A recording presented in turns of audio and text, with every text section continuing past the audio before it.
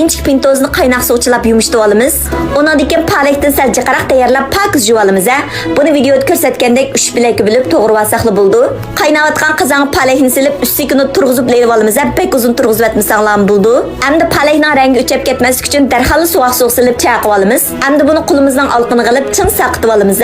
Endi bularni aralashtirishga atlik bo'lish uchun cho'ngroq bir qachiq silib olamiz. Sho'mila, samsaq, so'ng piyozni videoda ko'rsatgandek ushaq to'g'ri olamiz. Har kun shunga o'xshash qulay ham yeyishlik bo'lgan taomlarni ichishni yutyapman. İzdegan topolmay qolmaslik uchun yurak berib saqlab olinglar. Undan keyin inchik pintoza qirib olgan sabzini silib, samsaq, sho'mila, so'ng piyozni silib, ustiga qiziq mayni qo'yib nizlik puraq chiqarib olgandan keyin bir cho'mich shonchu, bir cho'mich ochiq suv qo'yib olamiz. Undan keyin tuz ta'mi tetib olgandan keyin bir cho'mich atrofida suv qo'yib, suv oqsayotganda kompost bo'lmaydigan cho'ng istamdan suv oqsay tetitqisidan bir bo'laq silib etamiz. Cho'ng istamdan cho'ngliqi bor qiymizlan bir ishlatib sinab yiqinglar, ta'mi gap ketmaydi. Endi buni aralashtirib taxsiga olsaqli bo'ldi. Qaranglar o'xshab ketganiga. Ajoyib ishtayinglarni ochidimi? Palak jiyani xizmatini yaxshilab qolmasdan uyqu sifatingizni yuqori ko'tardi. Teringizni chingitib, chiroyingizni nurlantirdi. O'rganib oldingizmi? Qani siz mitib sinab